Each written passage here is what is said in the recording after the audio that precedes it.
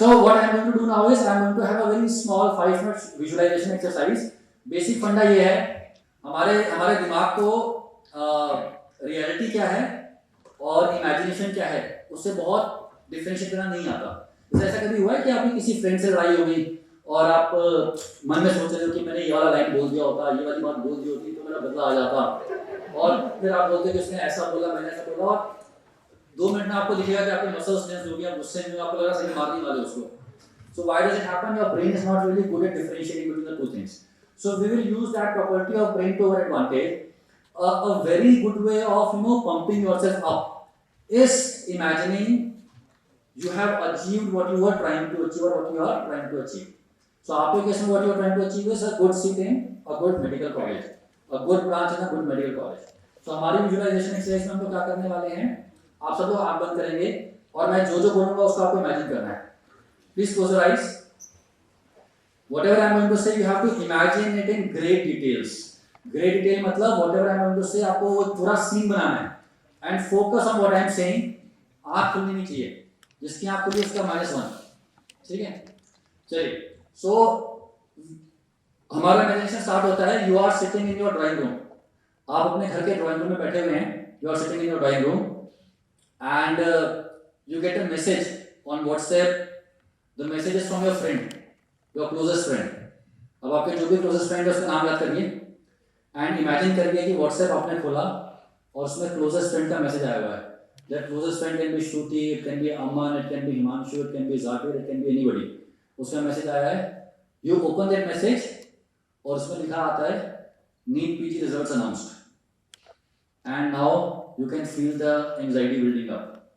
Now you are tensed. Result आ गया है, the shit just got real, result आ चुका है एंड आपके हाथ थोड़ा सा कांप रहे हैं। You can imagine you are sitting in the drawing room, you are sitting on a chair, your hands are trembling a bit, you can feel the heart beat going up, थोड़ी सी palpitation हो रही है, थोड़ा सा चेहरे पे flushing हो रही है, and you open your laptop. आप अपना लैपटॉप ओपन करते हैं और आप वेबसाइट पे जाते हैं जिस पे रिजल्ट आया है, आप वेबसाइट टाइप करते हैं, आपके फोन में आपका रोल नंबर भी है। Now you take out your phone number, take out your phone and roll number and you enter the roll number. अब साइट लोड हो रही है, साइट लोड हो रही है, आपका रिजल्ट आने वाला है and then now the result is there on the screen.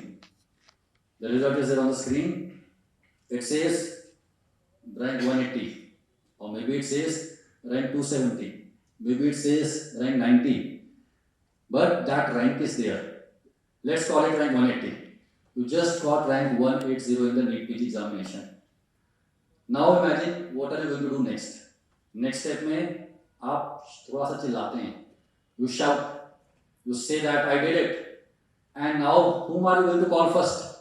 आप अपने फादर को कॉल करते हैं, you call your father, आपके हाथ कांप रहे हैं, उन कांपते हुए हाथों से अपने पापा को कॉल करते हैं and you tell him, पापा हो गया, मैंने कर दिया, मेरा सिलेक्शन हो गया।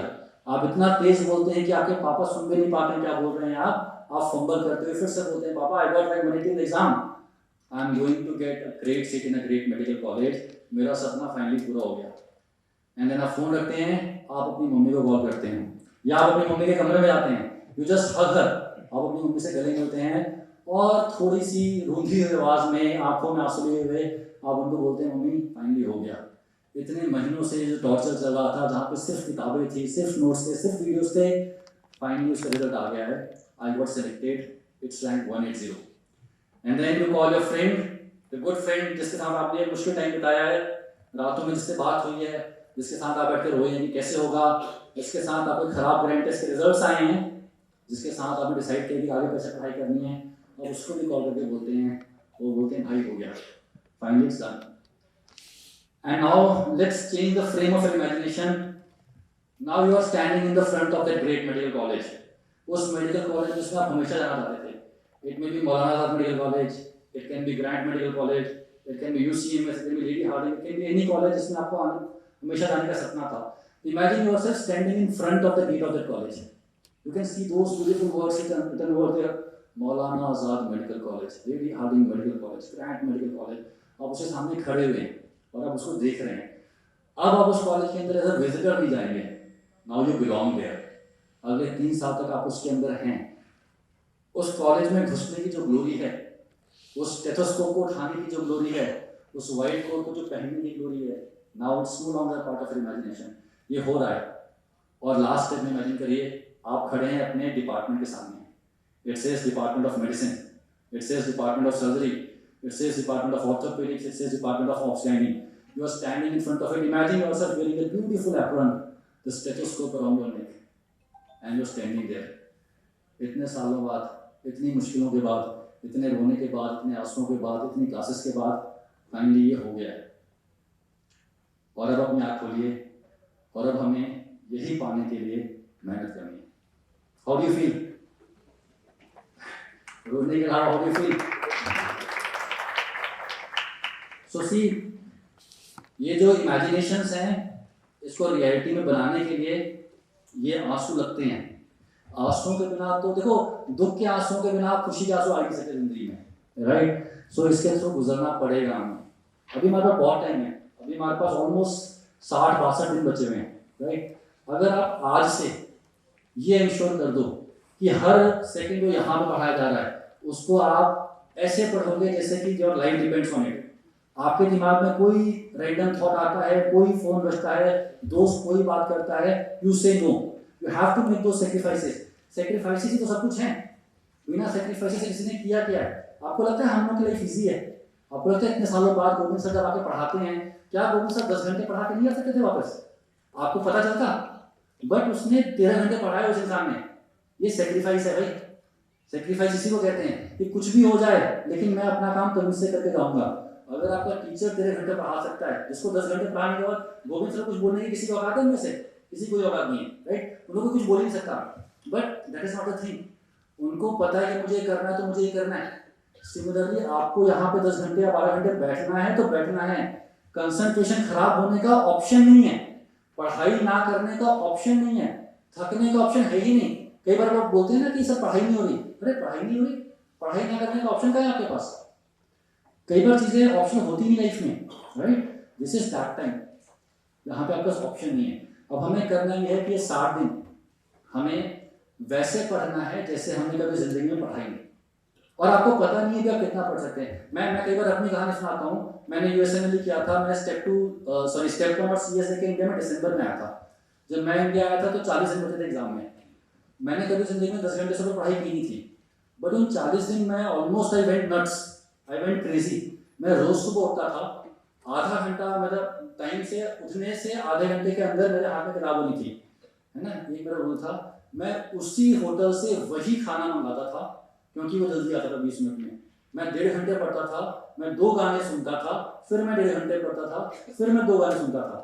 मैं 40 दिन पढ़ा। मैं यूसीएमएस का, मैं यूसीएमएस की लाइब्रेरी में पढ़ता था रीडिंग रूम में। मेरे साथ वाले जो लोग थे तो पूरे साल से पढ़ रहे थे। They used to laugh at me, यार ऐसे थोड़ी ना होता है कि तुम यूएस से आए और तुमने लास्ट में किताब उठा ली और तुम रट्टा मार रहे, तुम सेलेक्ट हो जाओगे। तो पहले 4-5 दिन they made fun of me, then they got a bit unsettled कि यार तो हिलते नहीं, ये तो बैठे ही रहता है। और मैंने वो पूरे 40 दिन किया और मैंने रोज ही विजुअलाइजेशन एक्सरसाइज की। मैंने रोज सोचा कि मेरी रैंक आएगी और फाइनली मेरी रैंक आ गई। फाइनली मैं सेलेक्ट हो गया। 40 दिन, एग्जैक्टली 40 डेज गाइस। और ये भी नहीं कि मैं बोलूँ मेरे को यूएसएमएल स्टेप 1 की नॉलेज थी, क्योंकि मैंने स्टेप 1 किया था जुलाई में, मैं इंडिया में गया था दिसंबर में। 6 महीने में कुछ याद रहता है मेडिकल में? कुछ याद नहीं रहता। But those 40 days I went completely nuts. मेरे बेस्ट फ्रेंड की शादी थी, मैंने मना कर दिया। मैंने कहा भाई को साफ बोल रहा हूँ, मैं कोई झूठ नहीं बोलूंगा, मेरा एग्जाम है, इस एग्जाम पे मेरी लाइफ डिपेंडेंट है। तेरी शादी तो फिर से हो जाएगी, मेरा एग्जाम फिर से नहीं होगा, right? So guys, sometimes you have to take the game where you have never taken it, and trust me, आप लोगों को पता ही नहीं है आपकी क्या कैपेबिलिटीज हैं। आपके सबके दिमाग में एक नंबर है ना कि मैं 10 घंटे पढ़ सकता हूँ, मैं 12 घंटे पढ़ सकता हूँ, ऐसा लगता है आप लोगों को? That is a false number, that is a false number. When you start reading for a reason, you realize कि मेरे में कोई अलग ही कैपेबिलिटी थी, मुझे पता ही नहीं था। तो भाई आखिरी में बस ये बोलूंगा, 15 दिन यहाँ बचे हैं, 45 डेज उसके बाद बचे हैं।